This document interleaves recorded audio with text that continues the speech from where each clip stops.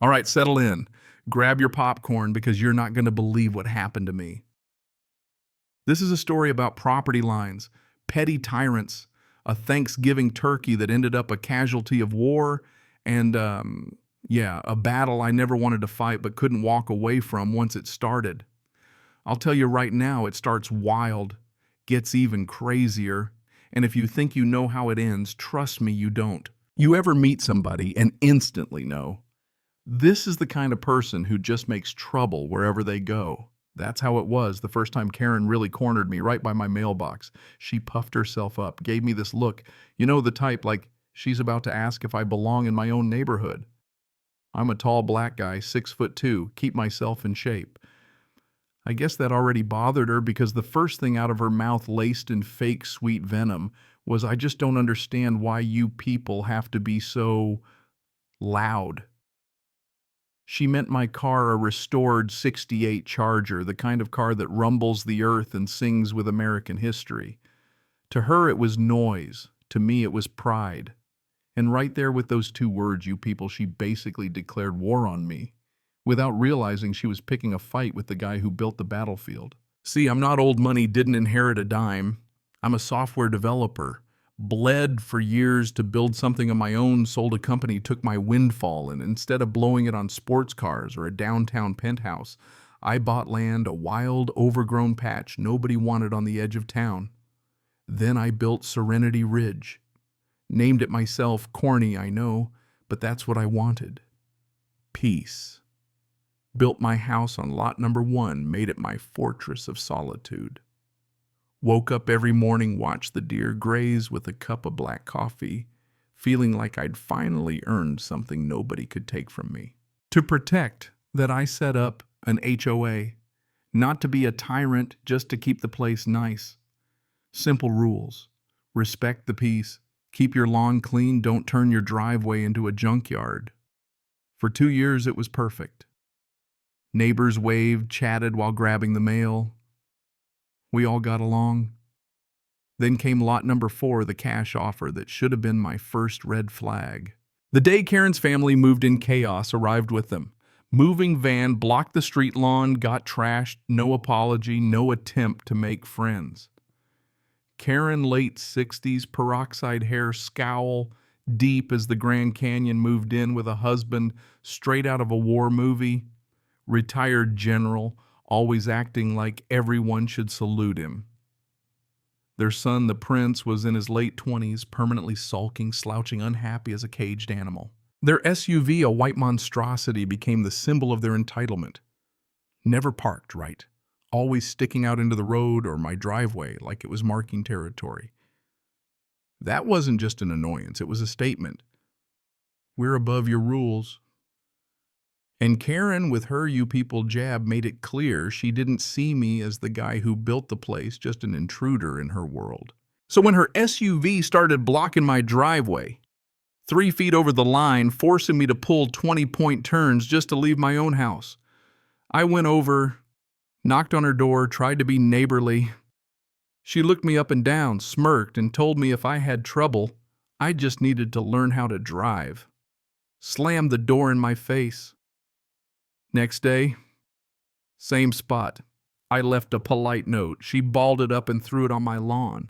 Now this is where most folks would snap, but I'm not most folks. I started documenting everything, photos, videos, time-stamped and saved. I called it the Karen Chronicles. Trash cans left out for days, loud TV echoing across the street, packages blowing into my yard because they never bothered to pick them up. Every time I tried to talk, the general would act like he was reviewing troops, making it clear the rules didn't apply to him. Then came the tipping point, Thanksgiving. My family does Christmas, so on Thanksgiving I cook a huge meal just for me. I brined a perfect turkey house filled with the smell of sage and garlic music, playing football on just me enjoying the piece I built. Only this year I ran out for cream. Quick Trip left the garage door unlocked because, hey, it's a safe neighborhood, right? Wrong. I get back and they're sitting at my table in pink stretch pants and a gravy-stained t-shirt as Karen devouring my turkey. She broke in, made herself at home, and when I demanded she leave, she called 911, claiming I was threatening her in my own kitchen. I'm standing there, 6'2" black guy homeowner turkeyless while she plays the victim cop swarming in. But here's the thing, I had it all on camera. Footage of her marching across the street, breaking in, stuffing her face. When the general and the prince arrived, it turned into a circus, shouting accusations, tears. I showed the police my deed, my license, my footage. Did it matter? Nope. They told her to leave, but didn't charge her with a thing. That night, I watched the footage boiling with rage and saw something else, while chaos played out at my door. The prince slipped away, met a boyfriend at the edge of the cul-de-sac. The boyfriend, a young man of color. Suddenly, all the prince's anger and misery made sense. He was trapped by parents whose whole identity was built on control and prejudice. After that, the SUV stopped blocking my driveway for a while. The trash kept piling up, the noise kept coming. I filed formal complaints with the HOA, my own HOA, but I designed it with fairness and checks and balances so I couldn't just evict them. The general sent lawyer letters, accused me of harassment, even played the race card. The HOA management company folded, the police shrugged, and I realized the system I built to protect my peace was now protecting them from any consequences. So I started playing a different game. I knew they always went on vacation after Christmas. When they left, leaving their SUV planted 3 feet over my property line as a final screw you, I called a tow company, had the SUV hauled downtown to a lot I owned, and hired welders to build a steel cage around it, plates welded in front of every tire. The SUV was perfectly preserved but could not move. A note, your car was illegally trespassing. Storage fees, $200 a day. To get it back, call me. The police civil matter. Tow company paid in cash. I watched on security cam as the family returned expecting to find their SUV and instead discovering it encased in steel police, no help. Locksmiths stymied tow truck drivers laughing at their misfortune. Storage fees mounted. After a few days, I sent a message to the prince. Your secret's safe, but the house goes up for sale, or the Thanksgiving footage goes viral. 1 week later, for sale sign on their lawn house sold in a month, peace restored. You'd think that was the end. But 6 months later, a lawsuit landed on my doorstep, a stack of paper accusations of harassment, emotional distress, even extortion for daring to demand storage fees for their caged SUV. Their lawyer, a slick piece of work named Pratt, thought he could wear me down. My lawyer, Cassandra, is tougher. We fought back, and in depositions, the truth started to leak out. The prince broken and pale confessed to everything: his parents' blackmail, his own desperation, his role in unlocking my door on Thanksgiving, the whole rotten story. Their whole case collapsed in a heartbeat. In the final settlement meeting, I laid it out. You drop the lawsuit, pay my fees, and disappear forever, or I send everything to the DA and watch your world burn.